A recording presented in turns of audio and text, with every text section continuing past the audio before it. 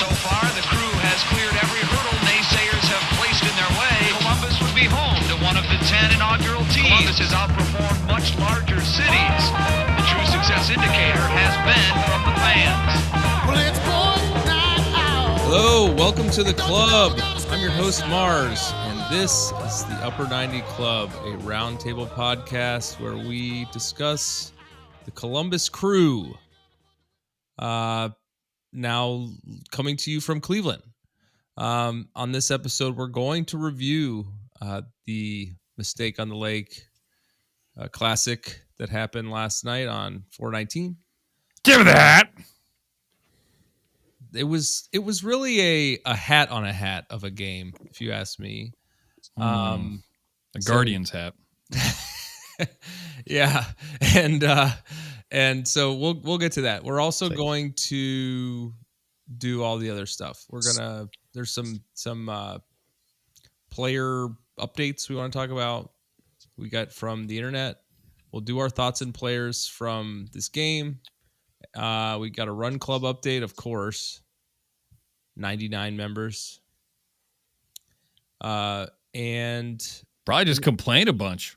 yeah, we'll complain. We'll front load all the complaints. Grown man cry. And then we're going to look forward to the San Jose game this weekend on the 26th at lower.com against Bruce Arena and a promising new player on their squad. All right, with me in the club are Ben, Mort, Trey, and Cleveland Haws. Oh, boy. He's back, baby. Hello. He's back. We're going long tonight.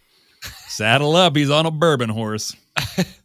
So he did you miss the bus back or and I've heard he is risen. And if you remember, the word of the year a couple years ago was Riz. That's what I mean by that. Haws is risen. He's in Cleveland. He's on the prowl. He loved it. He got Haslam. I'm moving to Cleveland. So happy Easter to you, Haws. How far has your arm been in these days? What should I ask you? What are you doing up there? Spending some time with some family up here. My wife's grandmother and My wife. yeah, hanging out. Who are you hanging Enjoying out the with? holiday. My wife. For some reason, if like just traveling to grandma's house for Easter, I'm like, make sure she's not like a wolf, like in the granny costume, like tucked up in the... There's been plenty of wolf talk going on around here. What does that mean? Yeah. I don't know. The I'm niece, lost. all of a sudden, she's afraid of wolves. Oh, Should be. Oh. Those Cleveland with Wolves. grandma lurking in bed up there. Okay, all right. So let's talk about yesterday's Cleveland. Who you went to the game, Haws, obviously. Yes. And Mort, you went. Ben, did you end up scoring a ticket? No, we boycotted. Trey and I boycotted. Like true crew fans. Man, I mean, you gave out a bunch of yellow cards and red cards, or and your I'm wife tired. wouldn't let you. let's boycott it. You went down to the stadium with signs and pickets. by Yeah, stadium- like by a true stadium, fan. If you mean couch, yes, that's exactly what I did. But Yes. but Mort, you went, and you guys had the executive treatment, right? Yeah, I got a last minute executive treatment, so that was nice, especially since the weather wasn't all that. So I had Haas with me there, and I also met up with a college buddy that I used to play ball with in college. He came down from Michigan, and we had a pretty good day. Oh yeah, fun time. Yeah, except for the game itself. What was but the food? It was the standard spread. It was a lot of hot dogs and Hot dogs chicken from, wings. Flying J. Did you guys do hot dogs, no bun? No, but even Haas tried to make me do that. Well, you had to pee. Was that at the game? No, that was in hotel. Okay. I gotta bleep You that. gotta bleep that. there was pizza, hot dogs, nachos, All from chicken Flying wings J, that right? no one touched. What? Really? So Slimy? so They were just first. hidden. So first of all, Haws had some issues getting there, like everybody else that came Oh, from my driving down. God. It was a nightmare getting there. I had other friends that were really complaining and really pissed off about how Everyone I know was texting about how Yeah. they closed every I single. literally drove by the stadium twice before finding the right path to and I get to thought the I had parking lot. lost Haws as a friend because I called him and he sent me right to voicemail Oh, because I he was so pissed. angry. Because I was standing by the porta potties at the parking, drinking beers with Ben, hoping that we will Different actually Ben. have a different Ben, hoping Although I that love we the will term actually party have potties. I do. yeah.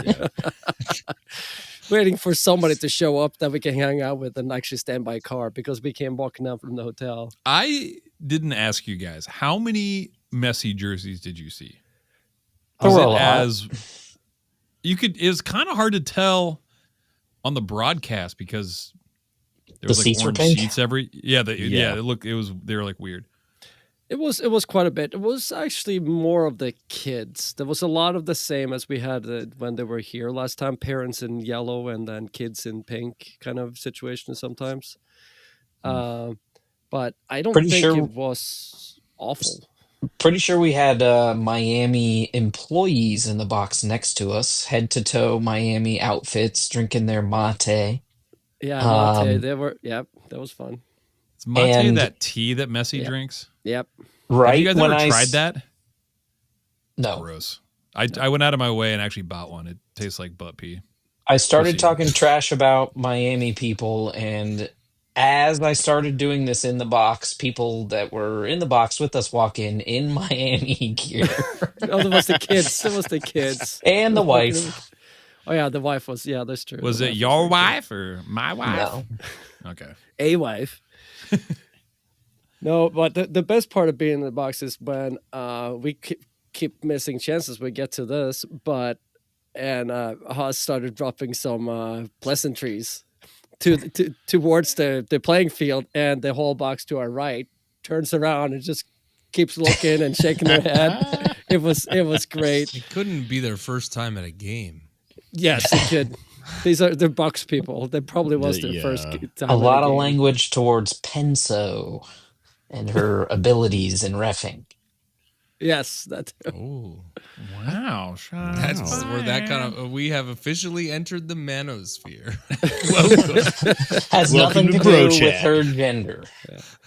But Wow. well, and then we hung around after the game. We went and Marblehead. Is that what it's called? Marblehead Brewery. Masthead? Had some good Masthead. Marblehead. Masthead. Marblehead's Masthead. like a White That's House. a place, isn't it? It is. Again. With the White House. Marblehead. Yeah.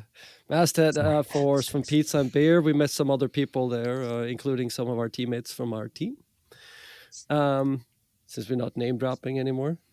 And then we stopped by another brewery. I can't remember the name of that right now, but that's You're probably a good. walking Yeah, book we ran of into brewers. Steve and Chris randomly. Yep. Oh, nice. Oh, That's sweet. random. They were up in Cleveland. Well, No, I mean, just happened to Not be at really. the same bar with hundreds of other people. yeah, in crew gear. So no, it was good. There was a ton of crew people out. Every bar we went to, there were people. I talked to in the last brewery house. I think you were gone for a second, but I talked to some guy that knew where we were, who we were, and wondered about the He upper knew 90. were we were. Where are we? He knew where we were. You guys are brewery Where are boys. we? for the rest of us, Cleveland. Oh, okay. for those of us who did not make the trip, the text thread, I feel like I had some. We had similar experiences between the three of us, Ben, Trey, and myself. We have 10 kids. Lauren is in Boston this weekend because her brother is running the marathon tomorrow. And so I had 4 kids, and I'm like, this is a daytime game. We're going to hunker down. We're going to watch this game. And they would not stop talking. They just talking to me, talking, whistling, singing. I said the words like, just stop, please just stop making sounds. I made the mistake at halftime teaching my oldest daughter what a foul is. Uh-huh. And then every time the ball stops, Like she a goes, bird? "Is that a foul? Is that a foul? No. Is that a foul?" The whole second half. Yeah. Which, Yeah. God bless her, she was interested. She was watching. I loved it, but it was referencing don't have exactly what kids. you just said. That's what we're saying. It's What we're only a trying to say. foul. Just be quiet. It's only a foul if a yellow player does it, not if a black and pink. Was is. was the whistle blown? Oh, there was no whistle. It was probably a foul. Yeah, Wow. that's why I told her every time the whistle blows, it's a foul.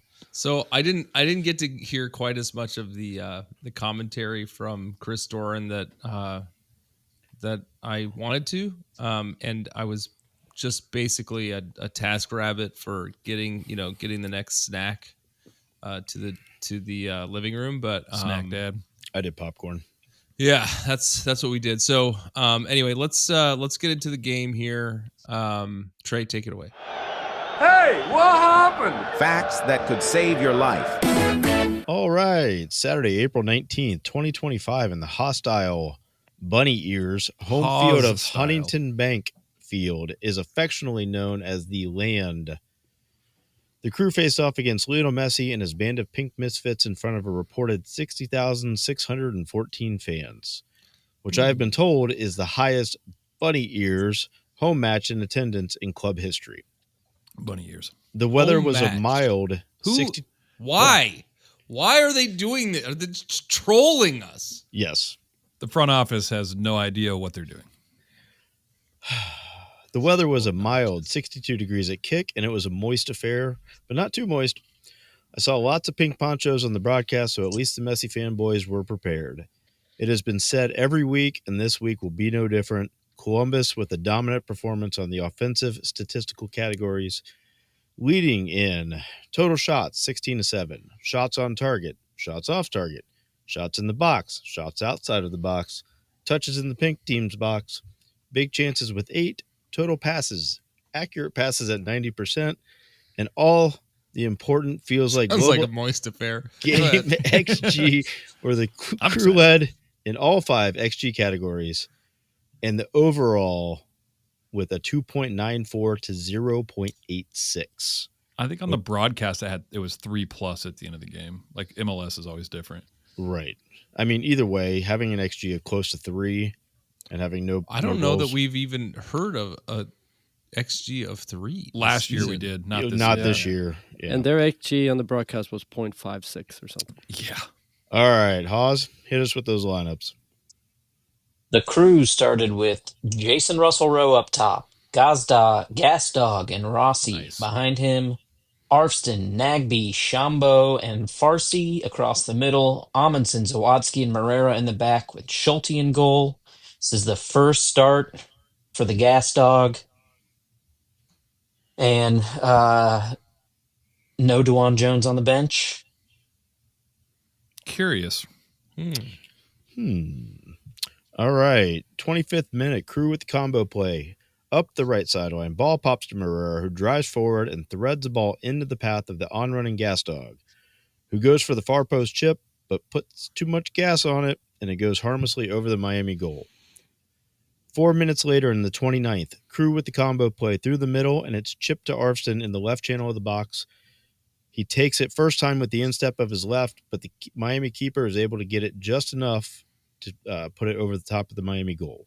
But it was a goal kick. Anyways. Right. 30th minute. Haws. Goal for Kramaski. Miami passed the ball around in their own half, and the ball ends up with Suarez near the center circle. He turns and plays a long ball down the right side where Weigand beats Farsi to the ball and immediately crosses it into the box where Kramaski has just barely beaten Amundsen as he dives, gets his head to the ball, puts it into the side netting past Schulte. 0-1 Miami. What is his first Ridiculously. name? Benjamin? How do No, you it's say cucumber? Go ahead. That goal was ridiculous. No, it Everyone. was. No notes. My dad was like, who was guarding him? I'm like, It doesn't You matter. can I was defend. like, There dude, was it like doesn't 3 matter. perfect passes in a row and a perfect finish. It's Well, I mean, not even a perfect lucky finish because it wasn't even off his head. He couldn't even see it. Yeah. No, it he was said it off his shoulder at the end of the game because Sure. he was talking to Taha right. when they zoomed in and he was laughing. He's like, he pointed to his head and he was like, nope, and pointed to his shoulder. I mean, The He ball was in came the right in from place. the right. Yep. Amundsen had him goal side, and for some reason it hit off whatever part of his body and went far side netting. Like, Right. it was unsavable. You know, if they're going to score like that, Yeah. Cool. About the only part of that play that you could argue with is they got to close Suarez down before he has time. You can't give him 30 seconds I don't on think the ball. he had that much time. He had a But bit there of was time. nobody. There Did was he? nobody close to him. No, there wasn't. But all right, so that takes us in halftime with the Crew trailing 0-1. Coming out of half, we see Crew sub in Chiberico for Amundsen. 68th minute, Miami with the sub as Segovia comes in for an angry Luis Suarez. Man, he was pissed. Yeah. Also, Set- who cares? Yeah. 76th minute, the Crew brings on AZ for Shambo. 77th, Miami with the triple sub as we see Aviles in for Wygant, Falcone in for Bright, and Fafa Pico in for Alinde. 82nd minute, Falcone earns the yellow card. I couldn't quite tell, but it seemed like it was possibly for dissent. Yeah, it was. Yeah. him. Yeah. Okay. Or he was holding the ball and not letting us play. Yeah, He- it was something. yeah. It was He kicked the something ball that away. it was something Yeah, that okay, yeah. it was Okay. something Time that Haws said that she thought he said. Got it. It's all about that he said, she said. 87th minute, Luan earns a yellow for obstructing and tackling Farsi as he ran past him. 88th minute, Miami with the sub as Martinez comes in for Krumansky. And 90th minute, Crew with the final sub as Herrera comes on for Morera. 90+2. Rossi drives the ball down the left, crosses the ball into the 6, onto the foot of Gasdog, who tries to flick it onto the near post, but it goes wide to the outside of the side netting. I don't think it was getting through either way, but It wasn't 90 a bad touch. No, No, it's it a wasn't. it's a hard angle to score from. Yeah. Really. 93rd minute saw arguably the Crew's best chance of the game as AZ receives the ball in the right channel, turns outside and plays Herrera down the line. Herrera takes it first time and plays a gorgeous ball. Whoa. I'm talking Kathy Ireland on the cover of the 1992 Sports Illustrated Beautiful. Gasdog is That's only pretty- able to get the very tip of his toe onto the ball, and it slides wide left of the Miami Just net. the tip. I was just horny the for that tip. goal. With the loss, Columbus plummets in the standings from first down to fourth behind Charlotte, Cincy, and Miami, respectively. The Crew sit on 18 points currently, and that is good enough to keep them in the supporter shield race in fifth behind Vancouver and the three previously mentioned teams. Columbus will return home to lower.com on Saturday, April 26th to face off against the 10th place San Jose Quakes at 7:30 p.m. The Quakes we'll talk about later. Yeah. I have questions you on the see- Quakes. You know why Did you see Suarez was so Mascherano? mad? He didn't get his taste of human flesh in the game. Did you see Mascherano when he walked up to Nancy after the game? He was pretty much kind of like, I don't know how we Did get away with during that. that miss, they flash over and Nancy is laughing and grabbing the Oh fourth my- official yeah. and shaking Yeah. him. Yes. Best part of the entire match. If you haven't seen it, Yeah. they you can just watch the recap. It's literally on the recap. It's so funny. Like Yeah. literally he just laughs and runs up and like grabs the fourth official and is like shaking him and laughing, and the fourth official is like, haha, that is funny. And it's like, what? They cut away after the tears started coming, and he was just shaking harder and harder. and the kiss, you know. So these Miami people in the box next to us was leaving right at the whistle, they're walking out. And I said, you kind of got away with one here. And the one guy was kind of just doing that, breathing out and kind of rolling his eyes, kind of like, yes. Like Yeah. they totally Sigh of relief. sigh of relief kind of thing. He's kind of wiping his sweat off his forehead. Yeah, 100%. It was That Speaking was of kinda foreheads. Did you guys see how- Everyone. Could you guys see the shine on Mascherano's Oh, forehead? my kids were commenting. Good Lord, man. There's so much goddamn lacquer on that thing. Chrome Dome. That's a shiny boy. And it Meet was the like the thing, parents. like he doesn't need to shave his head yet. Like he still had hair. You could see where the hairline was, but even the hairline was shiny. So And is I'm this not bothering hating, you like, I guys? got a I'm bad trying to hairline, shield from but- the trying to shield from the light here. Is this bothering you guys? Yeah. Ha ha, he's bald. Ha ha, we're all bald. Okay. Yeah. Whoa, boy. Okay, so we'll talk more. It was, and that was especially. I have a special distaste for Kromowski. Right, me too. He's just I don't know if it's the fact that he Broccoli hair looks like and reminds me of Brady Quinn and yeah. Mix up Brady Quinn and Justin Bieber. Dublin, Ohio's Brady Quinn. And I don't know. It's just like, man, this guy, what are you doing out there? But anyway, it was funny. We have a former WhatsApp Browns group. quarterback, Brady Quinn. Yeah. Yep. We have a my college team has a WhatsApp chat, and one of the guys on my team is close to that family. He knows him personally, so he was all about it last night. Oh right, I think you mentioned that. Kromansky. Kromansky, yeah. Gotcha. Yeah. I thought you meant Brady Quinn. Okay, I don't rate that guy at all, but he had an okay game. Yeah. Do we have a Cirque stat? This is Steve Cirque, and this is a Cirque stat. Yeah, he says 60,614 is the attendance in Cleveland. Whoever bought the final ticket did a thing. Hashtag Crew96. That was Can we talk about that number? Well, Yes. that was the first time I thought about 614 in the attendance. Well, they mentioned all these superlatives about that number.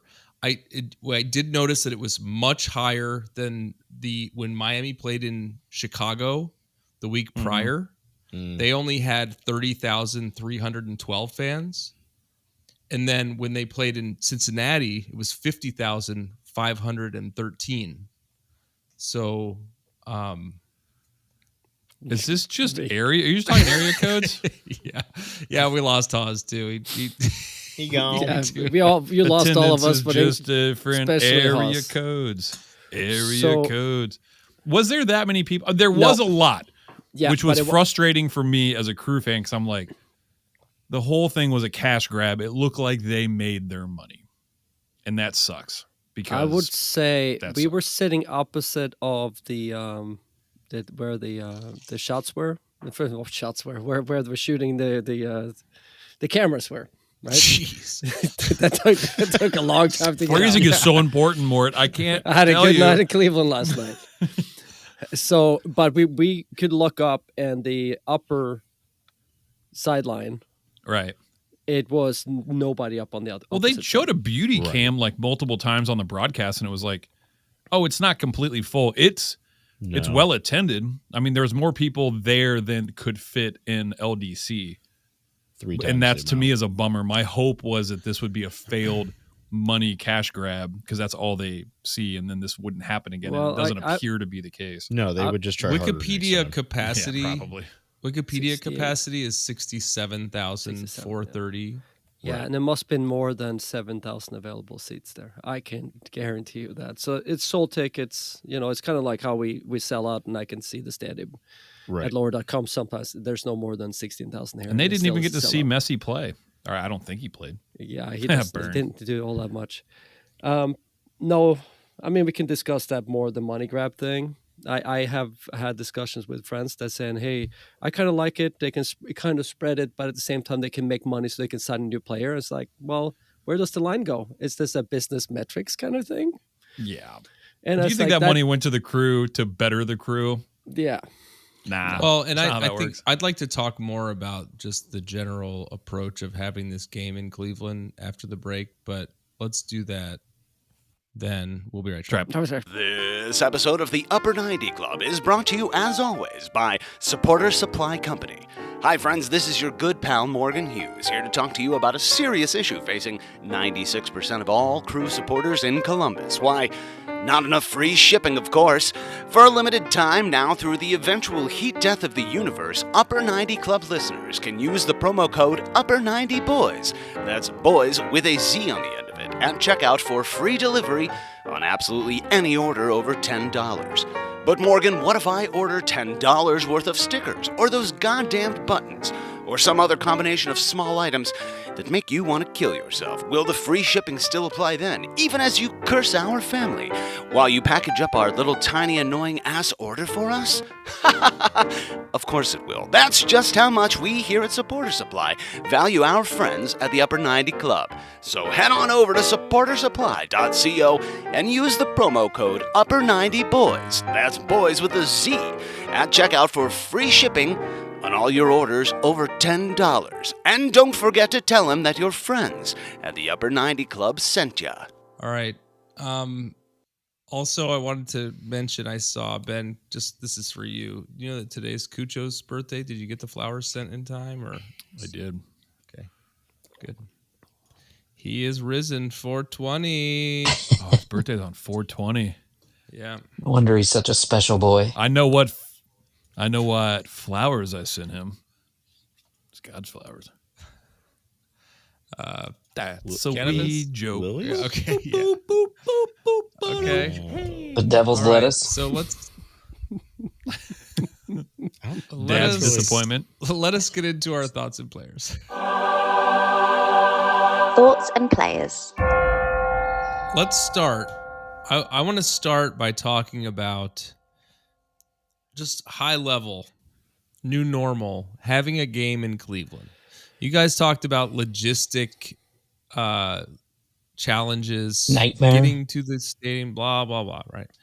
Like, you know, the company line was, this is good. I mean, it was pretty weak and flimsy, but like, let's get more fans in Cleveland. We'd sell more tickets, blah, blah, blah. I mean, you know, I think we've seen it play out now.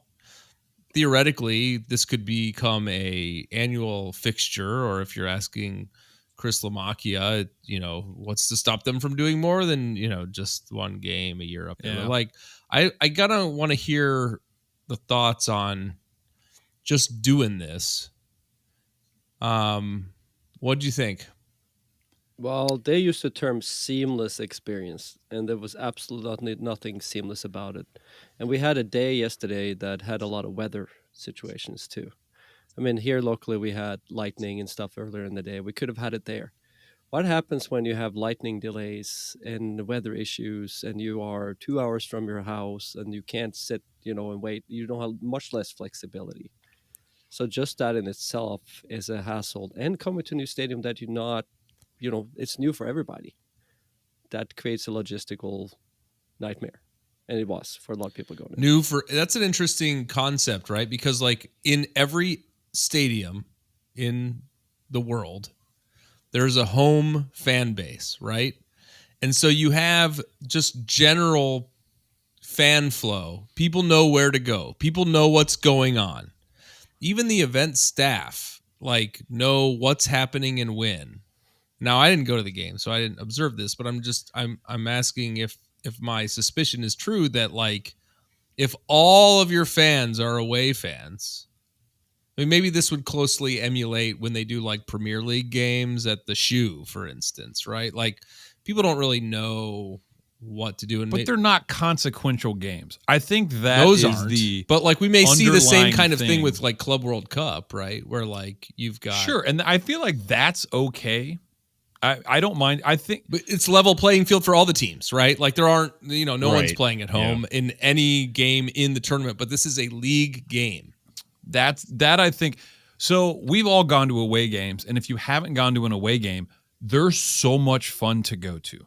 Like watching your team in a different place is so much fun, and I would even argue sometimes is more fun than seeing them at home. I mean, I've seen them at home a bunch, but when I travel to a different stadium with my friends, it's awesome. So like that atmosphere, I was excited about going to Cleveland, but we're not playing a Cleveland team and it's not an away game, and like everything else surrounding it, how the front office dealt with it, how it like having it be a quote unquote home game and saying that it was the highest amount of people for like, which the that front attendance office number is wasn't right. So it's so deaf. Like, dude, this keeps happening. Like it's but for me, it's so frustrating. But what do you expect?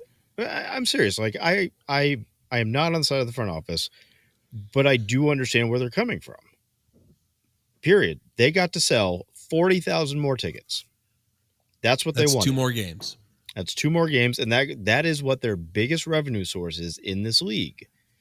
That's it. I mean, they rely on their home matches. Yeah, it's not TV rights like other leagues. It is attendance that makes them money, but so in that case, it's a business metrics thing, right? Correct. We're not big fans of the business metrics thing in Columbus. It rubs the wrong way, right? and there's always already a premium on the tickets when sometimes we play Miami, and they have started rating the cost of the ticket differently between the games already.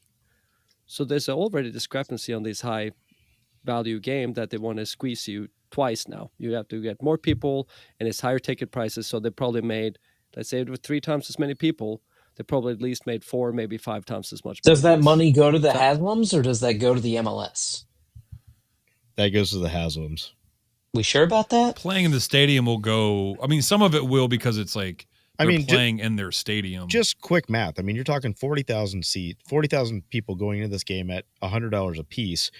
$4 million extra dollars they made on this game. One game. So if they're saying, let's go back to the team, and you take the extra money and you now can invest in getting new players and things, that's a good thing. But my other thing is, yeah, if it's a good financial decision to do this, where does the line go? Right. Well, that's the scary part. And it's like, it's a slippery slope. They were showing the new stadium. They showed the drafts of the new stadiums or whatever. They were showing pictures with a soccer field and crew fans.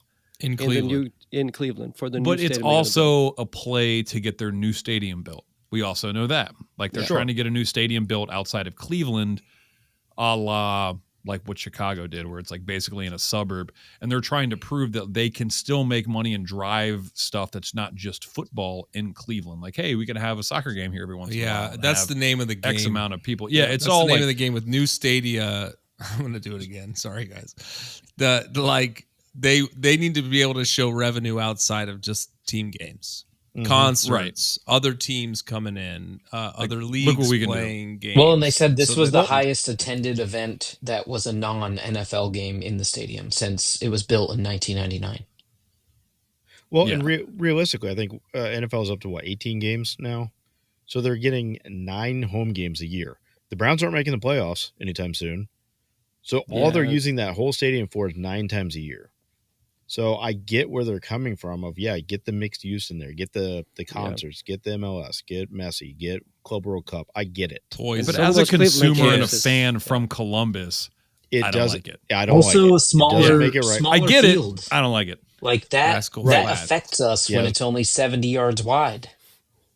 We can't play our normal game. I will say the field looked and played pretty good. It did. Considering I've seen other people play. Still tight. Yeah. Sure. I get it. I don't like it. Which is like most. I feel like this is America. This is the biggest topic of this week is just kind of the retrospective. Like, if this becomes new normal, what are our thoughts? Bummer from Ben. Yeah, we just start picketing and like, I mean, do they? I mean. Again, what Trey said is like, do they care? No, they don't care about us. Like, they don't listen to us. They say stupid stuff. Like, what'd you expect? He's absolutely right. Like, what'd you expect? Okay, it's them to be slimy. Unfortunately, so from the guys who went to the game, I mean, we watched it on TV. So like, the experience is pretty darn similar. No, but like going to the weird. game, how was it? No, it was weird. It felt like when we have these Leagues Cup games or the C3s or whatever, like the whole intro, nobody there understand the tradition. There was hardly anybody doing Weissman. They did Weissman timing totally wrong. They added on some other, the guitar smashing in there by Jerry Judy. Judy. Yeah. So they did a lot of like strange things like it. So it felt really. It didn't feel right, and of course with Nordic, we might hit that later on too. Not having the capos and the chance you didn't get the same intensity from the crowd at all. It's an away game. It's just an away game. No, it felt like an exhibition game, exactly like what you get when you go to the Horseshoe in the summer and see like United or Real Madrid play, and it's kind of everybody's kind of there and they're clapping and kind of into it. Most people, but not. Everybody, it's not the same. I agree more so with that than an away game. An exhibition is what it felt like. Yeah. Stoke City. 2000 West Ham 10 or 20. The weather was more like Stoke City before the game. Oh my goodness. Take that, Stoke City, you idiot. And it stopped raining, but my joke was it wouldn't be nice to be in a stadium that actually have a roof over the stands. Right. I mean, we were spoiled. Thank you, Mort. Yeah, don't schedule it in April. But Although we if I would have been in my normal tickets in the Nordic, and I guess the rain stopped by the time the game started, but before the game, the rain and the wind was pretty brutal.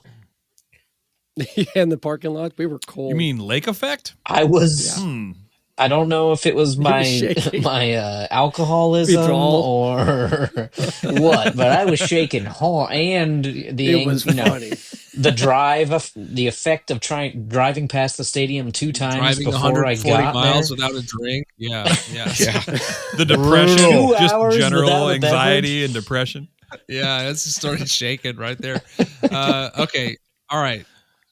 Well, interesting. So we have sample size of 1. Well, and then we don't really know what the Messi timeline looks like. We've talked about whether this happens if Messi's not on the team. I'll be interested to see what future home away games look like in Cleveland when Miami's personnel inevitably reaches its logical conclusion. And Let's talk includes about- De Bruyne. Can I add that I'm not hating on Cleveland itself.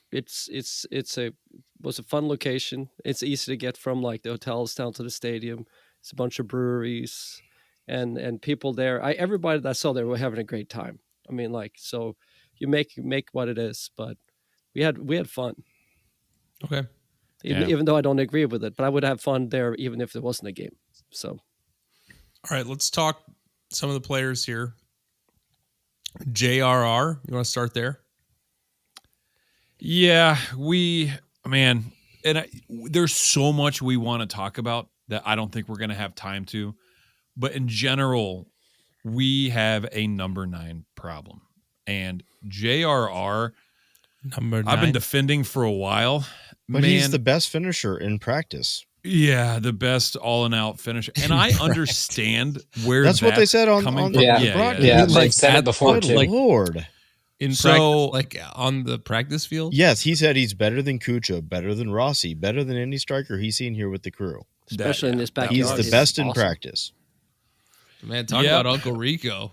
No. I know that was not, the listeners won't hear that, but we talked about Uncle Rico. This is an Uncle Rico situation. Yeah, we need to have him kick the football into them mountains. Too much over the mountains, not enough into the mountains. First I would like to say that like the amount of like absolute howlers we had this game was abnormal. We don't normally kick the ball 40 feet over the net inside the 6. Like it was Adirondack. I would Adirondack. I would argue that it takes more talent to kick it that far over the goal than to just kick it anywhere at the goal. Man. The Rossi one was just like, what are you doing? What? Like he was laying there, sitting there, waiting for him. He's sitting on his Adirondack, man. Tilted back. You know, Gas Dog had some sitters. Arfston had some sitters. Rossi had some sitters. Russell Rowe had sitters. So my he had a shot from way out. The problem was that he didn't have sitters. He wasn't in the place to have sitters either. Yeah, but somebody keeps saying something. I was like, no, and I think I finally bought into the basic thing is Russell Rowe off the ball does not make himself available. Like he only had 24 touches this game, and that's unacceptable. Like he's just not perfect word. He's not he's not moving off the ball, and it's very. My friend said he was there, and he was like, it's very juvenile. Like it's very JV.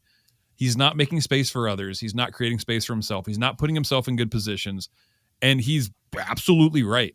Like that is.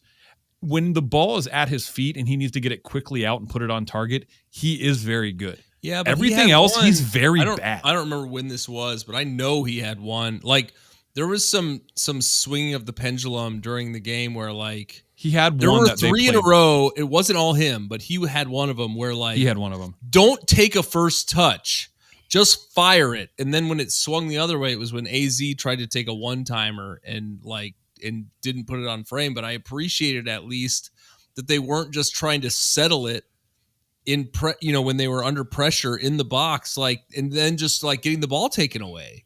Like he was being way too, he was wasting his opportunities on donkey first touches and then just squandering the opportunities. He's just not in the game. Like that he's not getting enough touches. He's not putting himself in the right positions. And that's a problem because Nazi's system is all about total football, him moving around, getting open. It's very free flowing, and he is just one dimensional.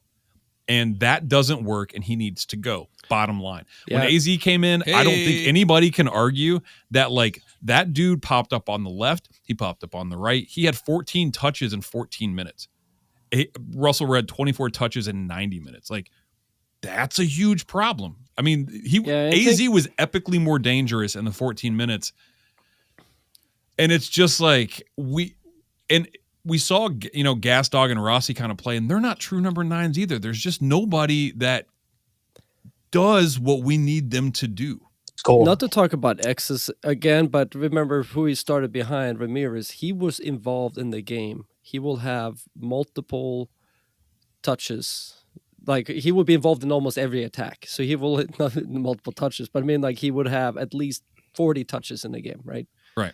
Easily. He will be involved all the time. So very different profile. Yeah, not afraid to one-time it when you're on the and still manage to be in the box and be dangerous and be around where the ball is to tuck it away. All right, hold on. All right, flip side of this though, we know he's not going to be Cucho. We know that's not him. No, They bring in Gas Dog. They bring him in. They play him in the Christian Ramirez role right next to him and Rossi. And yet he still isn't performing. So, like, I'm not even looking at him as a number 9, quote unquote, starter, whatever you want to call it, whatever position, whatever number you want to label him at.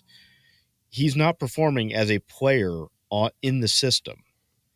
Yeah, exactly. That is exactly what I was. That's the bigger issue I have. Where it's like, okay, you didn't meet the expectation of this position. It's like you're not meeting any expectation at this point. But there's no consequence because there's no alternative, and there's nobody else to bring in. Yeah, they probably can't find any buyers either. Oh, right. Right. AZ. Yeah, they had him at the beginning, and that's not even. Yeah, it's not the same.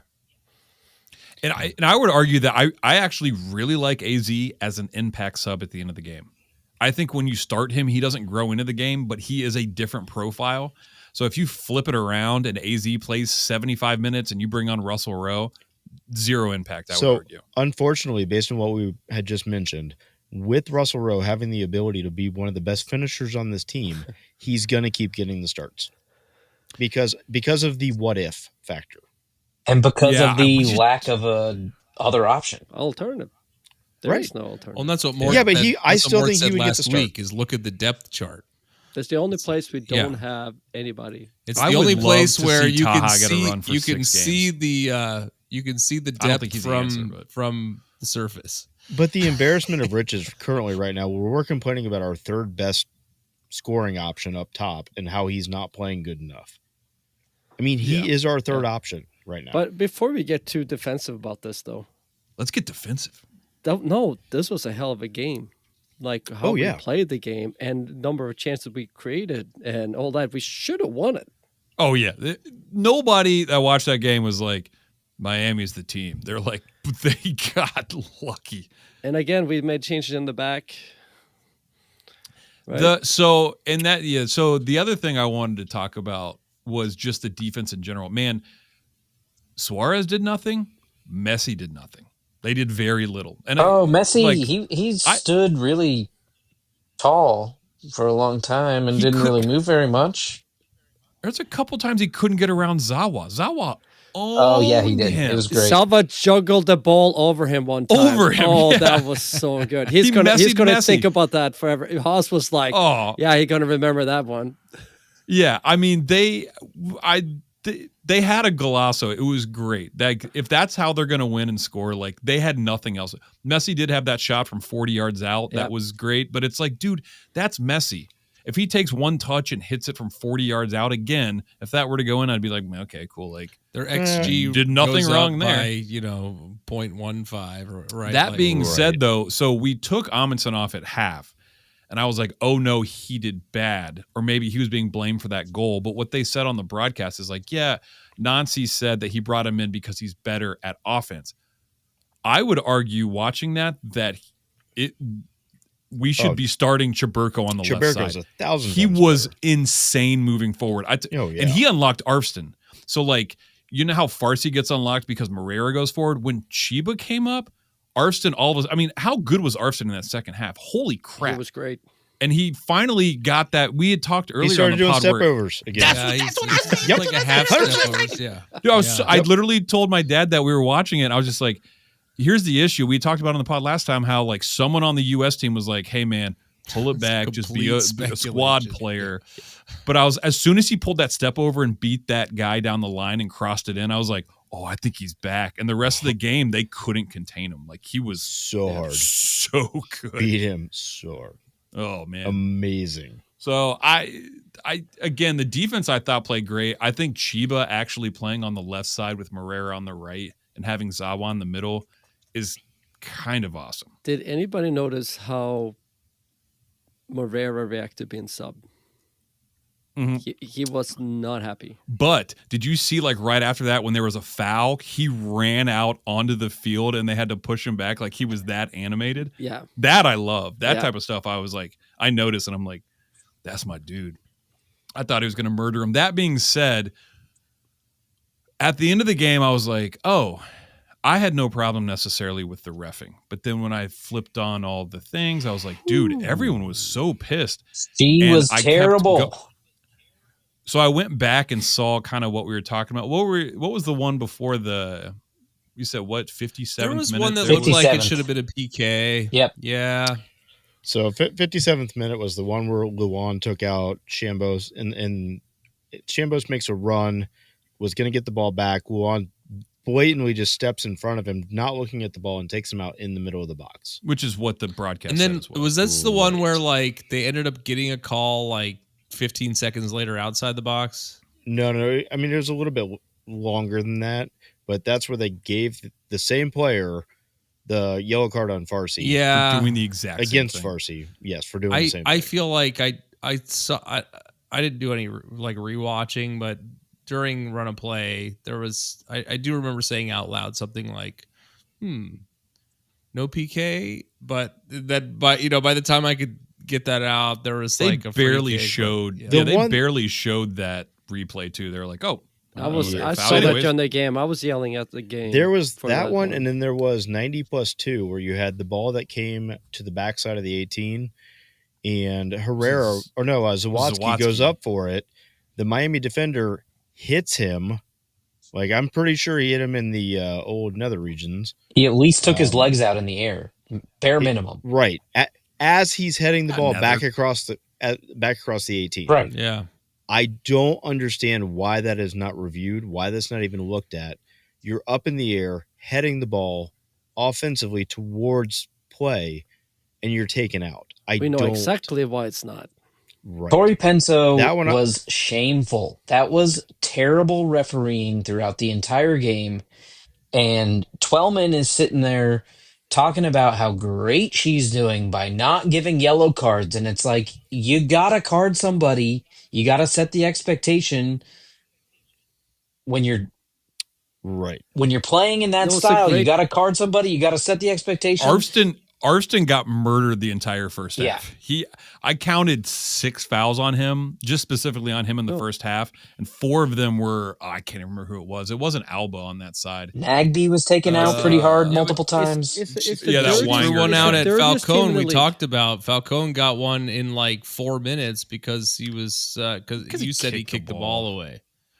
Right, so that's I will say, all that being said, we should have had like 5 goals. Like we didn't kick. Yes. So my issue is we had 16 shots. Yay. 3 XG. Yay. We had 3 on target. I'm like, so this was the thing I was dealing with was like, I was watching the game, as I mentioned, with a bunch of people who haven't been watching the game for children. I've been watching this team for longer than you've been alive.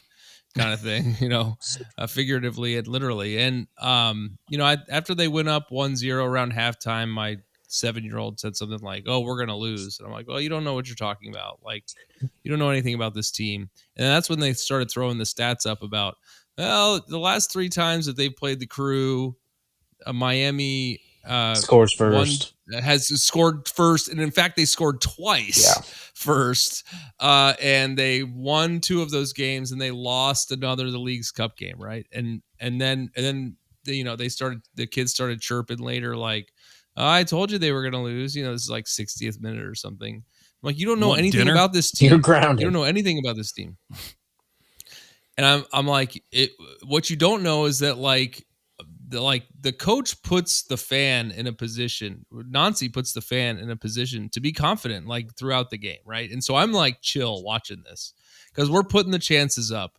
We're playing a really great game, right? We're watching the game. It's just like I'm 100% confident. Like we're gonna win this 5-0, and it's in the 90th minute. Right? Doesn't matter. We're gonna win by 5. I'm not worried about it, but I'd say probably 80th minute, I started yelling. At the TV, I'm yelling not at your an inanimate children. object.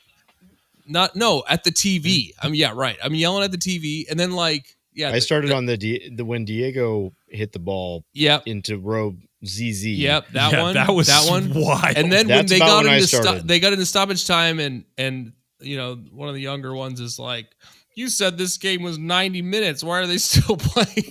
I gotta explain that whole thing. But I'm like, then you got the gas dog one. And then there was, and even like the last play of the game, I don't remember who it was, but like the Herrera across the front. As soon as that missed, I was like, we lost. What are you doing? What are you doing? Soccer is a game of millimeters. This is European metric system, and I argue at the true home we win this game. 2 things: you get the extra % from the crowd, and they're actually being dialed in, because this crowd wasn't dialed in, it would have been at the same intensity. You didn't get that. The second thing is, when you play at home, you know the environment around you as a player. So meaning it makes a difference that the goal is a different way compared to the stands and things. How the ball bounces, the field. The field is probably softer. That's probably another reason why a lot of this shot goes up. If you ever been to on the field at Laura.com, it's hard. It's like a green. But it hurts. I bet here is likely softer as well. So I think that's a huge difference maker. I swear, if we played this at lower.com, we would have won this game. Yeah, I think, That Herrera ball, 90 plus 4. Oh my God, it was so good. That's what Herrera can do. It's so pretty. So beautiful. How did Gas Dog not put it away? Yeah, I mean, my hope is that something's got to start clicking. This wasn't a scenario where you're looking at a team that's inept and not able to win the game. Sure. Yeah. Things just didn't bounce our way. Yeah. I mean, I think they bounced the way that we kicked them. They bounced away. What do you expect? You get that, Browns. Well, and on the Gas Dog note, I mean, the announcers continue to talk about it, and apparently Nancy hasn't coached him at all yet. He's just letting him do his thing to fit into the team. So I am kind of curious, after he gets, a few games under his belt, more time with the team, and apparently when Nancy starts to coach him, how things could change at that point. Yeah. There's no way he could have coached him. He literally showed up for 8 days. Yeah, they got him in an airstream out at the Northern Triangle or whatever. 100%. It's time to practice, bro. Yeah. And he still looks really good. I mean, I would argue, he had some misses, but didn't every single person played great. have? He just didn't score on 2 or 3 occasions where he should have, and it was frustrating. It was just frustrating. And Rossi's miss was the most wild. Oh my God, that one was Rossi. so bad. It's like I had to say, it go out who for was a throw-in? Yeah. They had to go retrieve it from the parking lot. I had one of those in indoor, actually, this last indoor game. Okay, so do you guys want to break here or just go right to the internet?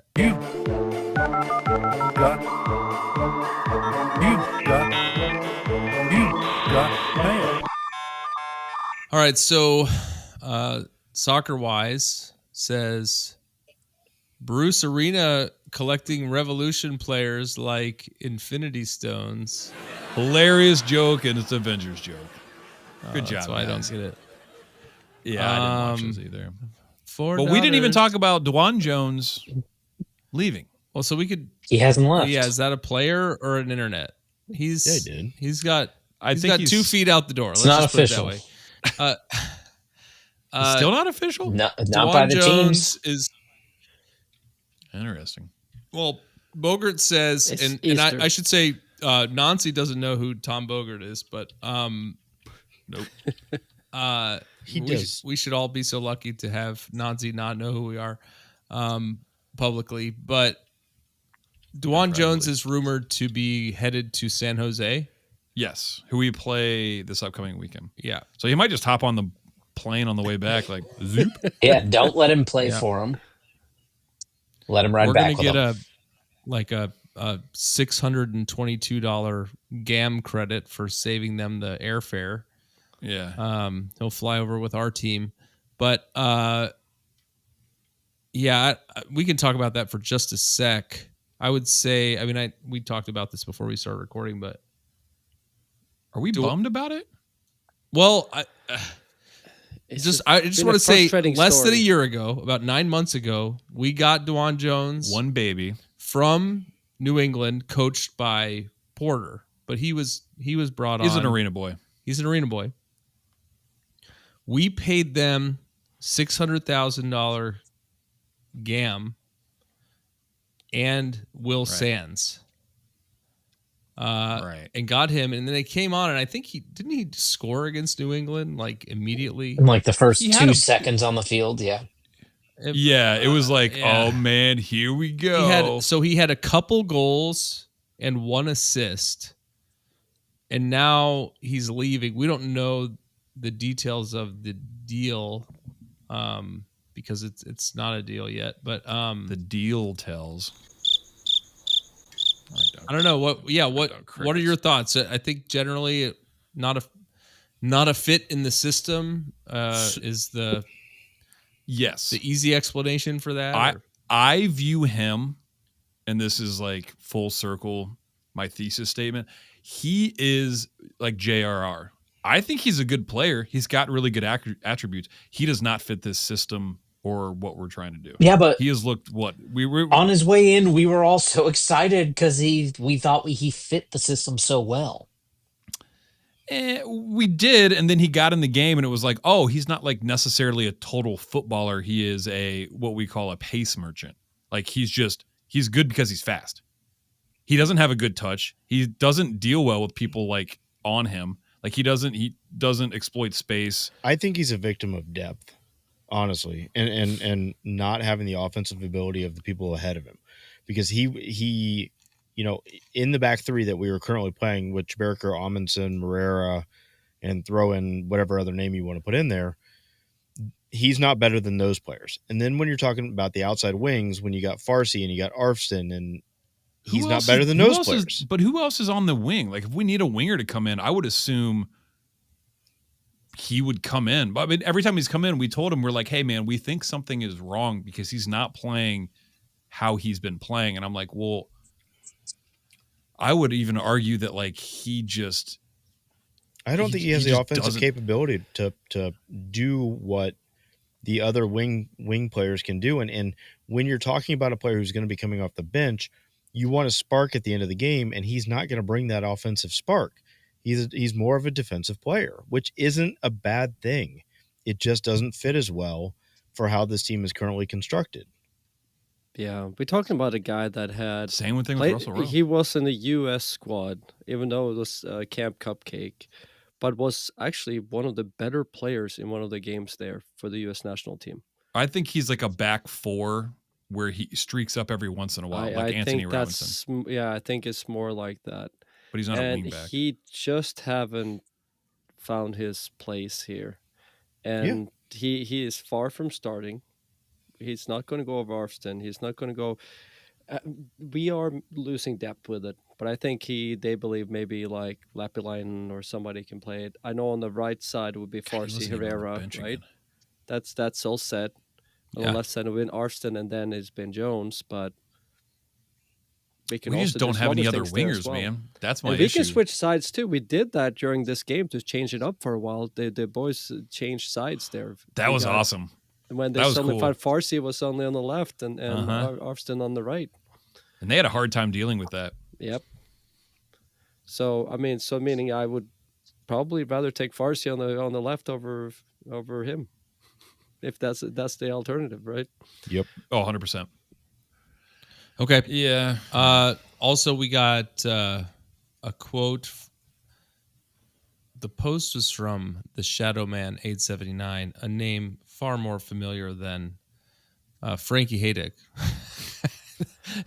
whom he quoted. In my opinion, we really missed the drums and capos. I understand the statement that was trying to be presented, but I wish we could have supported the team and given them more energy.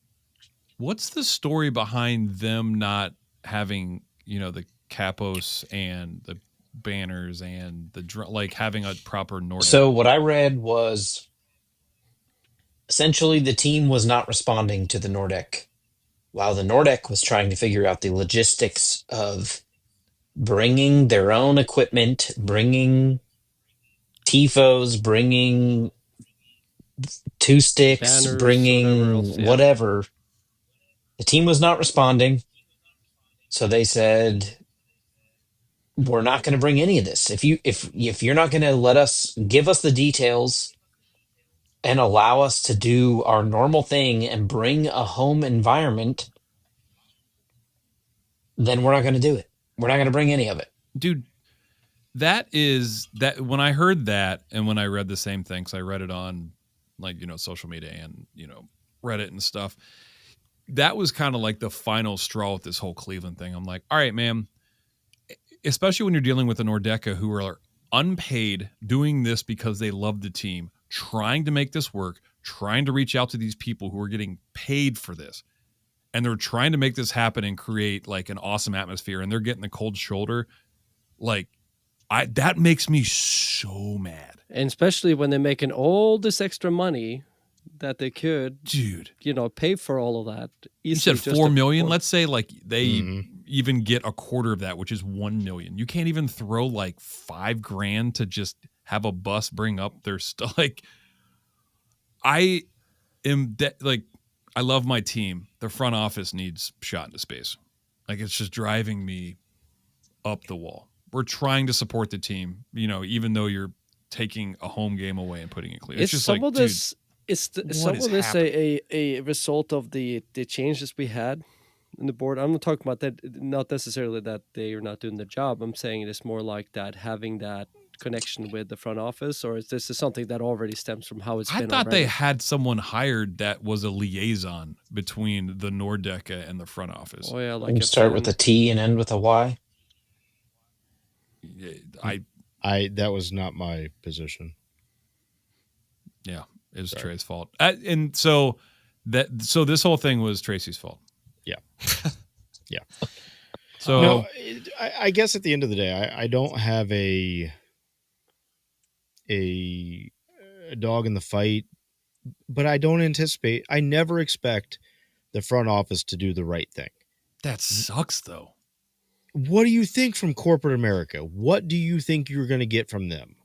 You think you're going to get complete compliance and they're going to do what you want them to do? I think they're going to give us a free ball that has our colors as well as the other team's colors. I support what Nordec did and 100% and not taking capos and doing what they did and having a stand. But they tried. No, wait, hold on.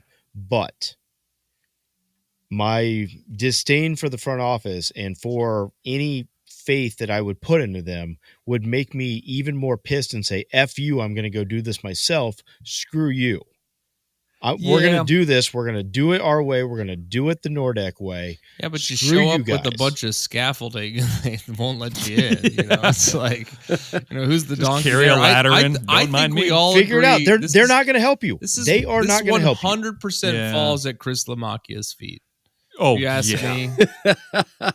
Tracy and Lamakia. Take it. Yeah. Okay. Biggest All right. Italian Well, Tracy so and Lamaki at I'm gmail.com. sure it's going to be better next time we play in Cleveland. All right. Let's take a quick break here. When we come back, I think we have a bird crew. Yeah, we got a bird update. We'll be right back. Hello, Adam Hernandez here, fellow crew fan and Columbus-based artist, muralist, and designer. When I'm not making art, I'm looking at art. And when I'm looking at art, I want it to come to life. That's why I made my new augmented reality prints. What's an augmented reality print, you may ask? Well, I make my really cool psychedelic art come to life in the palm of your hand. Check out my website, ahernandezart.com, or at ahernandezart to learn more. They're really rad. A Hernandez Art. Hey everyone, thanks for having me again to talk about the Cappies and how they've been doing. And just like the second album of my favorite Canadian punk rock band, Pup, the dream is over. They lost to the Pittsburgh River Rounds on Tuesday by 1-0. The game was played at LDC, but it didn't go our way. A lot of parallels, I think, to how the first team played, and I'm assuming that everyone who is listening to this podcast and is a friend of the pod watched the game in Cleveland for the first team that lost to 1-0. That's the score for the Crew 2 game as well. They were not the favorites coming in, of course. The River Rounds are in a higher division, and they didn't play what Nemo would call our home, which is Historic Crew Stadium, but they actually haven't played at Historic Crew Stadium yet, so it's kind of a weird situation for us. Anyhow, it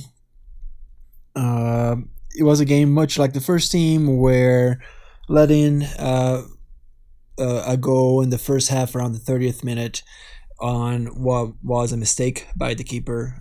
Pruder has been playing really well and did some amazing saves later in the game, but a little bit of a slip by him, and then just pressure by the Cappies the remainder of the game, but could not get the ball in, with included a number of tries and that should have gone in. Just bad luck, and the XG is there to show. So yeah, we are no longer in contention this year to qualify to the CONCACAF Champions League by winning the Open Cup, which was something that I pretty much thought was going to happen, and win the CONCACAF Champions Cup, and then eventually go to win the Club World Cup. But better still to come. The team played really well, and I think that will serve as a really good step up for the rest of the season to get our first win of the regular season. The next game is against the New England Revolution 2. It's away in Boston, and then we get the next home game is on April 27th against Chattanooga FC at 1 p.m. So hope to see people there, hope to get more folks involved with the Crew 2 to see the future of the Crew. Again, thanks for having me, and go Crew. We're back. Thanks, Bird. No more Open Cup. That was fun. It was fun while it lasted. He texted me and he just said, I forgot to mention they only had 5 people on their bench, which I did notice for the Open Cup. 2 were goalkeepers, 2 were defenders, and 1 was a defensive midfielder, so they had nobody up top. Well, so how do you guys feel about the second team Open Cup thing? Do we feel like, do we wish that the first team was playing, or? I don't know. Okay. After last year playing in all these tournaments, less is more. I just want to play again. I still like the idea of just have it during the off season. What does that do? Then it wouldn't be an off season. Yeah, the players will. Not my problem. I work year round. There was a lot of talk, maybe not a lot of talk. There was some talk about the Crew players that could have been called down to Crew 2 to perform. It's a put down. To perform in that it's a crumple down game to try to advance in the Open Cup. Did not happen, clearly. Yeah, Taha and Morocco would have been nice. But the thing with that game was they played well, and they played early on. They were good. Later on, they were holding on more. But it shouldn't be a contest. Their average age is 18. Like the youngest is the oldest is younger than their youngest player, to put it that way. If that at 20 For Pittsburgh? yeah. Yeah. The oldest is younger than their youngest player. Is that a haiku, Garth? Our oldest player is younger than their youngest player. That makes For total Pittsburgh. sense. Yeah, For Pittsburgh. For the other there is the keyword in that sentence. Yeah. Pretty sure I Right. said that. I'm disappointed they didn't win, but I'm also looking at it realistically. And yeah, you've got an inexperienced team full of youngsters going out and playing a USL squad who is older and more experienced. So, And they beat other teams that had that. They were like, 25 to 30-year-olds. And I was like, that's great, man. This is a great experience. And this game was yeah. only 1-0. I mean, it wasn't like they went out there and got wiped. But hey, Open Cool. Cup. Bummer. I wish they would have. That was fun to watch. It was like a fun. It was fun. It was a fun time. Nope. Okay. They have a lot no to be fun. proud of, but I don't want to start the whole U.S. Open Cup discussion. We could talk about open the pit up. Open the pit. Hey, so I don't know if you guys listen to any other Columbus Crew podcasts. Do you? Should we talk about it now? Yes.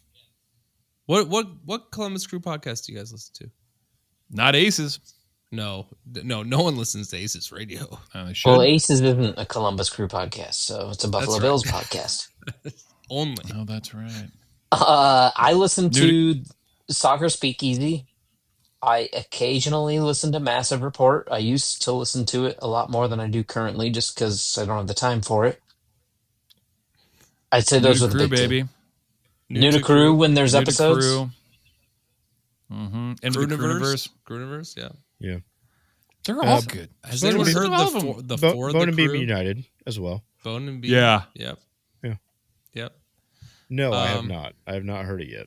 Well, I bring this up because I listen to Massive Report occasionally, and I heard that they are celebrating their 500th episode. Dang, dude. Congrats. They're doing that in person at City Tavern today, if you're listening on Monday, and otherwise it happened yesterday or in the past. But also, City Tavern had the Wiseman at the beginning. Did you guys see that? There was a watch party at City Tavern. There was a ton of people there, and then when they were walking out, they had Wiseman.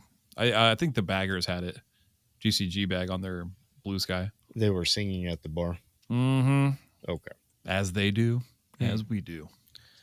Well, anyway, so congrats to them. We are the longest running podcast for the Columbus Crew, and so now it's time for the rundown. Yeah, it's a rundown. We're coming to town. It's a rundown. Okay. What we're gonna do is a rundown. Down, rundown. All right, so the club guys, listen to this. As of this moment, it's 11:41 Eastern time on April 20th. Our club put up 1,158 miles, which is enough to run from where'd we go? Lower.com field to Amarillo, Texas. Ooh, Yellow, Texas? By morning? Amarillo? By morning. That's a great Spanish joke. I'm Am sorry, I the only one that hablas en español? I went with the country song joke. Just saying. So is this where I smile and not and shake my head because I don't know what you're talking about? See, George Strait had a song called Amarillo by Morning. Yeah, there you go. Anyway, there's I feel like we're gonna keep running 1,100 miles. Maybe next week we'll find out where we ran from Amarillo instead of from Lower.com. We run away from Texas. Yeah. All right. So next week we'll run away. Yeah. We'll start in Amarillo. We'll see how far we get next week. The ocean. I'll also mention we had a good number of new members. We're up to 99 runners. Ooh. We should celebrate 100 by running 100 miles. Everybody? A week. Who would do that? That's idiotic. Haws. Oh yeah. So I know President Stacy's going to be running 100 miles a few times this year. And I'm looking forward to 5 times, more it's saying. with my hand. His hand on this audio. Saying it with my hand program, but hello. Yeah. So we're up to 99. Notably, I ran into my next door neighbor. You ran into him? I was at the park physically. No, he was walking his dog, and I went over and started talking to him. He's got a dog. Did you pet the dog? You pet that dog? I agreed. Big ass dog. Good. Yeah, there's nothing else valuable that we could do. That would tell us your story about that dog. Is that the song? He's a yes, we got him off track. Veterinarian. Boys. No, he's not a no. He is now because he ran into about his dog. The dog. He's a some kind of pet terrier. detective. Some kind of terrier. He's a pet detective. Trying to figure out who ran into my dog. We got the best podcast. Whoa, we derailed. What time is it? Yeah, it makes sense. Doesn't matter. Doesn't matter. What I want the run club to know that I'm doing my part, because this guy runs a lot of miles and I got him in the club. He joined today. Okay. So when he runs his 50K next week, it's going to hit our club. Okay. And we're going to get far away from Amarillo, Texas. That's what I'm trying to say. Him and Chase are going to battle. No, he put up I think he put up 25 this week. Tom F. Welcome to the club, Tom F. Welcome, Tom. You can probably hear me. Tom! And his dog. He's in your window like, hi. Yeah. Mr. Rogers. Yeah. Anyway, so I did my part. I got us a new member this week. Okay, so yeah, let me do some shout outs here. Keep sending those checks. Keep sending your checks. At the top of the club this week was Kevin T at 47.8 miles. Chase Moore fell 0.4 miles short at 47.4. Is that a first for Kevin? No. Kevin's a high miler. I know. A new name. I think she's new. Summer K. Welcome to the club. 46 miles. Thank you for your contribution. 46. Let's see. Tell your friends who run. Let's pad these numbers. Let's see. In the 40 plus mile club, Michaela, Paco, Chris, Nate, Phil hit 41.2. Nelly at 40 even. Yeah. Greg at 40 Fowler even. ran a bunch too. Brian was at Brian Fowler 38.7. Dang. Chris S at 35. Jane at 35. President 32. Yeah, shout out James too, because I tried to run, Friday after our indoor soccer game. I made it, I think it was 0.36 or something like that. I started running and I turned around, I was like, I'm in so much pain. I just put ouch, and he wrote you got this, dog, or something. I was like, thanks, man. Can I pet? Oh, did you get slammed in the boards too? You fell so awkwardly. Head first. Haws I saw was his feet. I thought Haws his has shoes. a giant bruise on his laughing bicep so hard. now. Yeah, I was laughing. I felt really bad. The guy got yellow carded, which never happened. Nobody came over to defend me. I just sat there. No one helped you up. Everyone was laughing. We saw the so bruise. fucked. We saw the bruise. I got murdered. I was murdered. Yeah. So president at 32, big jump down to 26. Neighbor Tom F. Second shout out. Same episode. And then I heard that you were gunning for me more. No, I said one of these days. Oh, okay. Well, I still won the club. I only did 21.4 this week. Oh, I could have beaten you this week. Yeah, I was doing pretty well, and I got hurt. Ben, you were at 16.9. Well, I didn't take my thing to indoor, and I didn't run my normal 4 miles on what it coulda, woulda, shoulda, but didn't. I saw you were back out there, Ben. It's great to have you back. Thanks. I am running that 24 miler in 2 weeks. And I have possibly, they're kind of hard to come by, but I got an extra bib. You have to pay for it. It's kind of expensive, but I try to get the Prez. I try to get Mark. I try to get Mort. Y'all are just not doing it. Yeah, I can't do it. I'm sorry. Can't do it. But great to see everyone out there. We got 65 runners this week. Let's go. So let's keep it up. Keep it up. All right. Is it time to talk about the tables? Just tables! Tables! Tables! I can't know how to hear any more about tables. In the East, we got Charlotte, 19 points, 9 games played. Behind them is Cincinnati, 9 games played, 19 points. That's the same for anyone keeping track out there. Number 3 is Inter Miami. 1 game played less. We're going to complain about that the same way we complained about them playing 1 game more last season. Why can't they just play the same number of games? 18 points. Number 3. Columbus Crew, your Columbus Crew, that is. 9 points, 9 games, 18 points. Wow. This is why you don't have me do this. This is why we need Haws in Columbus, not in Cleveland. Beneath the Crew, there's it looks like everyone has played 9 games except for New England is down out of the picture. But going down from Columbus, there's Philadelphia with 16 points, Nashville with 13, same for Orlando. Chicago and Red Bull have 12 points. Yeah, that's the playoff picture in the East. Yep. Looks like really the only team of consequence in the West is Vancouver. Somehow Austin is in second with 16. With 16, yeah. Same with Minnesota. They also have 16, but 9 matches played all around. So yeah, we dropped with our loss, but we're 1 game. We're 3 points away from being leader in Supporter Shield. Right. So still early. Okay. All right. And then, do you all want to talk about our predictions tables? No one got a point, right? Someone predicted a loss, right? There was somebody on the pod. Predicted a 1-1 or something. Yeah, so that doesn't count. We didn't have anybody predicting a loss. We have nobody predicting us scoring 0 goals.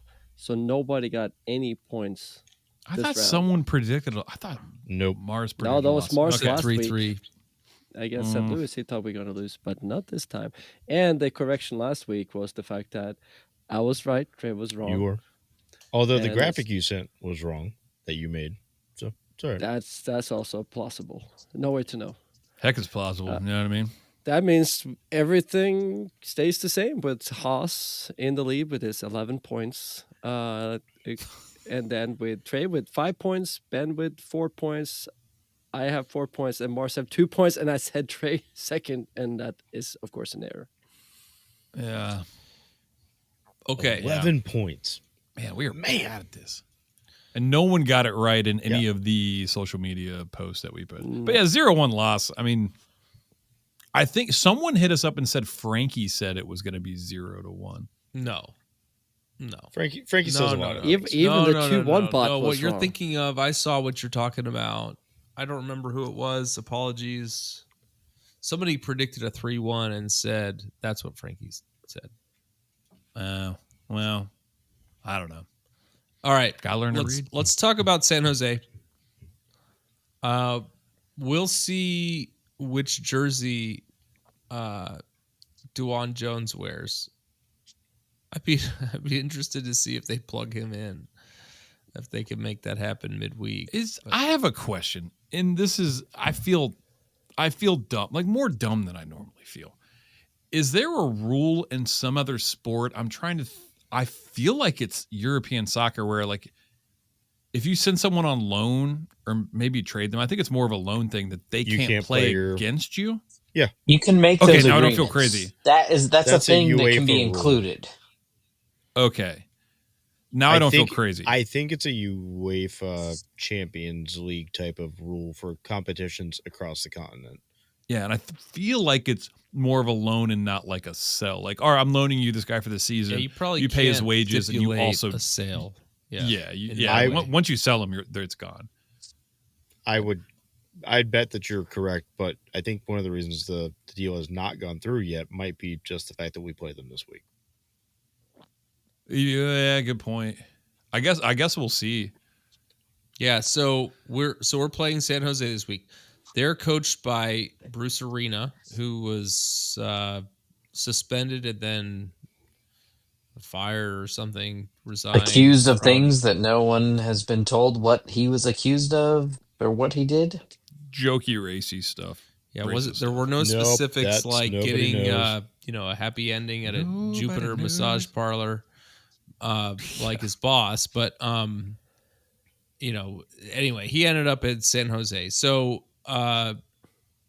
we got Dwan Jones after Porter took over, so it seems like it sounds like he's not the only player headed to San Jose that used to play for Arena in New England, right? Noel Buck also just got signed, who was a promising young, I think, fullback, right? Also not official. I believe so. Well, that's all right. That's all right. Yeah, whatever. We're not an official podcast. So then, based on what I learned from you guys on this podcast while we were talking, he's been doing well, Arena, in San Jose. It looks like that they've got 5 losses. We're wrong. Yeah, that's something that I didn't realize until I just pulled them up, and I'm like, oh, I thought they were really well. They got no. They're 3-1-5. And let's see. They're better than they have been. How about that? They lost. The bar was really 3-5 to Kansas City this weekend, year, right? Yeah, a rejuvenated Kansas City with a new coach, but they also beat DC United 6-1 like 2 weeks ago. But then also lost to Charlotte, who is awesome, 4-1. So I think the fact that they won the first 2 games, people saying, "Wow, they got the Bruce effect," right? Well, yeah, but they also have like Joseph Martinez, who's good. They have Arango, who's good and proven. They have Mark Anthony Kay in the midfield. He's good. But man, they don't have their goalie's average. Yeah, their goalie's average stats on FOTMOB is a 4.2. He's in the red. I mean, I've never ever seen their center back is a 5.7. That's not, their defense is garbage. We have might be why they're picking up 2 defenders. Yeah. So we have played this San Jose team 12 times in according to FOTMOB. And we have 2 wins, 7 draws, and 3 losses. We played them last March 5th, 2022. Wow. Away at a 3-3 tie, and we played them before then in 2019 at the 1-1 tie. And then before that, we go too far back to even care. Yeah, I mean, unless Steven Lennart was playing for them, I'd be interested to know whether he ever played, but suited up and played against the Crew as an Earthquake. Lenhead. I have Lenhead's last Columbus Crew jersey. It's hanging behind me. He gave it to me. He gave it to me. I didn't steal it, if that's what you're thinking. I think I wore it to a match. I don't remember which one, but anyway, it's got grass stains and all. Last time we played, we had Barry playing on top. Dude, the fact that Miguel Berry and Parente start and play for LA Galaxy is wild. Parente started this weekend, and I was like, I mean, he's not a bad player, but I'm just like, the Galaxy? What is happening? Anywho, they're the reigning champions of our league, right? They have the big star. Current losers. Who hasn't? Yeah, they're not doing great. Jeez. Cleveland Haws. Wow. Cleveland Haws. Stay in Cleveland forever. They are literally in last place.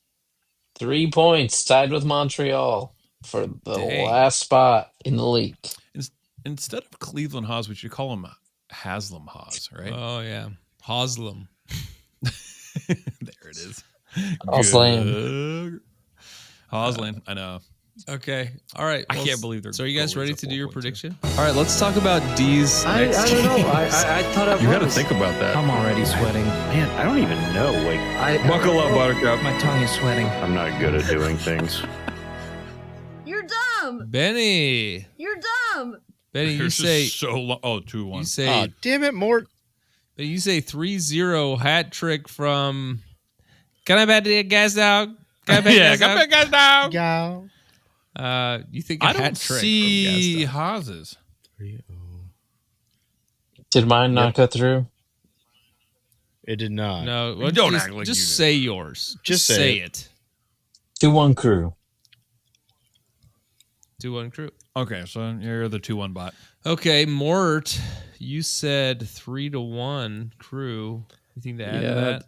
They seem to score some goals. That's the only thing. And then they question how many we can score. And I think and hope we're finally going to score more than like 1 or 2 goals. Yeah. Trey said the same. Anything to add to that, Trey? We're going to score 3. Cuphead gas dog. You know, I said we were going to score 3. I said 3-0 like Ben. Yeah. We all are have at 3 except for home now, it's crazy. baby. Real home. All right, and then 2-1 bot said, with Columbus returning home after a tough loss to Miami. Returning home. Good one, 2-1 bot. Yeah, good one. Yeah, get him, bot. They'll be eager to bounce back. San Jose's struggles under Bruce Arena, who is focused on reuniting with old players, may lead to disarray.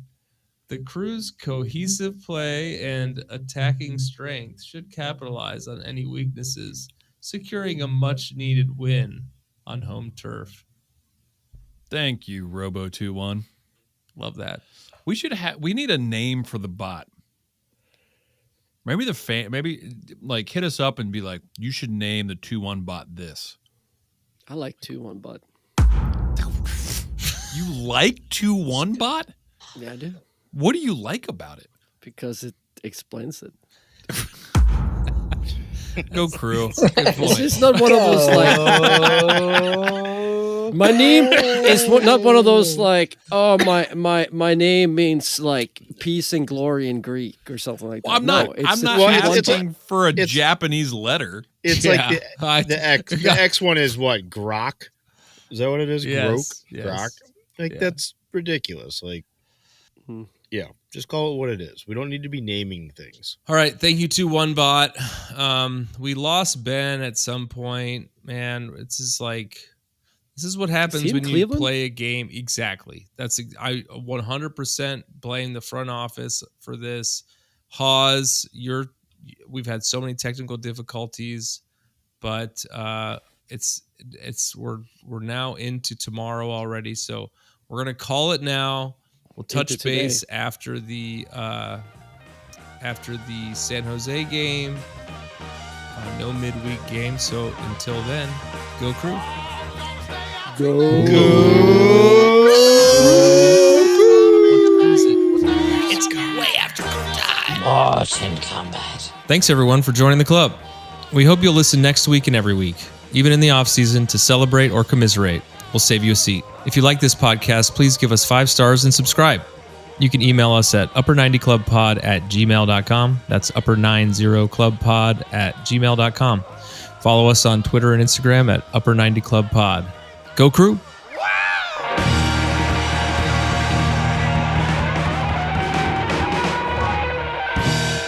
Oh, so I have my phone plugged in, and apparently the strip that I have my phone plugged into was not plugged in. So my phone died, and that's what caused this whole fucking situation in the first place. Cleveland Haws strikes again. Leave that in.